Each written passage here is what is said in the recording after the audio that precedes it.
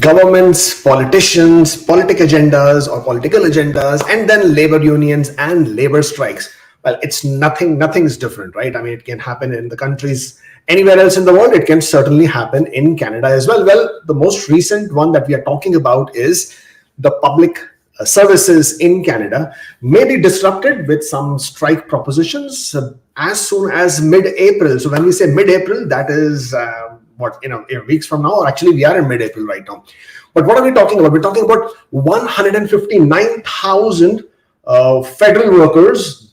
Those are the ones, or rather the groups that represent 159,000 federal workers.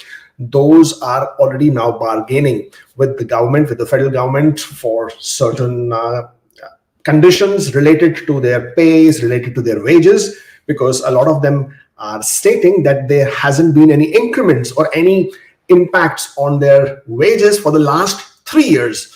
Well, I mean, we would all agree that everybody should be paid a fair wage, no doubt about it. And of course, with the rising inflation that we have in Canada and elsewhere in the world, this is even more relevant, because, hey, things are not the same that they used to be 2 years back, 3 years back. So if there hasn't been any wage increases or impact in their wages, then they definitely would be concerned, and they definitely would be demanding for the same.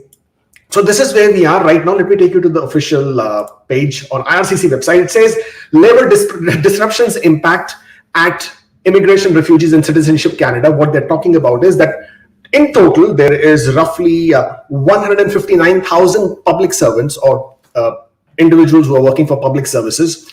And this is impacting the federal government.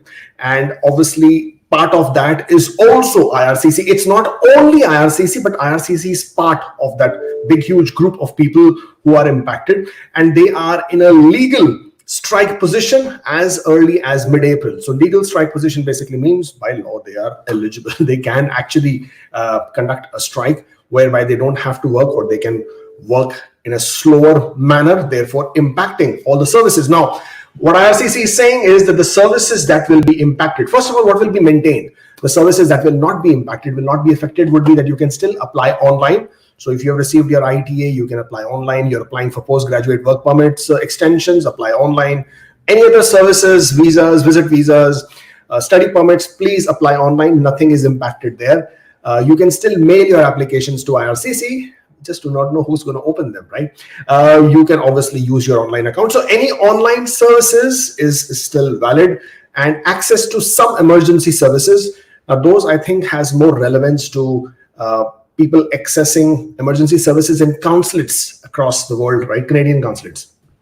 Now, these services are offered by, and the services that are offered by non-government organizations, those are settlement services, healthcare, and visa application centers outside of Canada, which basically means your VFS primarily, right? So those are not impacted. They will continue to operate normally. Services that are partially or fully disrupted in the event of labor disruption. Now, mind you, the labor disruption has not yet happened. It is just, there is a very high possibility of that happening if, of course, the government does not cede or accept the demands of the labor organizations. And in that event, just like most of the Government of Canada services, most of IRCC services will also be impacted. You can expect delays with processing of applications. I mean, come on, right? Just when about the time that they were getting their act together in terms of processing applications, sorting out the backlogs. And again, now we can expect delays with the processing of applications. In-person appointments, if at all you had anything to do with in-person appointments, or events including citizenship ceremonies. So those are also going to get impacted. Contacting IRCC via email, phone, or social media. I mean, that's a joke anyways, right? Getting in touch with IRCC through the web form, through their call center was never a walk in the park. So I don't think most of us are going to feel that as a big difference. But of course, yes, for people who do really need to contact them for some urgent processes, they will definitely have an issue here. Consular, citizenship, and passport services. Now, this will apply to the embassies. This will apply to the consulates across the world. And if this is going to get affected, it will basically means that your visa stamping processes will also get impacted.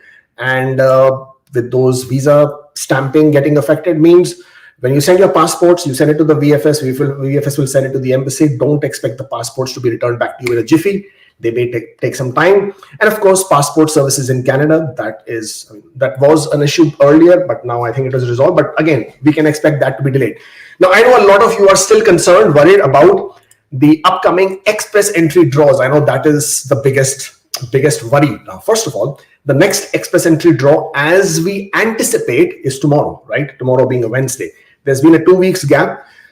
It could happen tomorrow or it could happen next week, next Wednesday. We'll have to just wait and see whether IRCC wants to put a 2-week gap or a 3-week gap. Both have seen precedents in the past, so both are possible. Because the labor disruptions have not yet happened, this is just expected.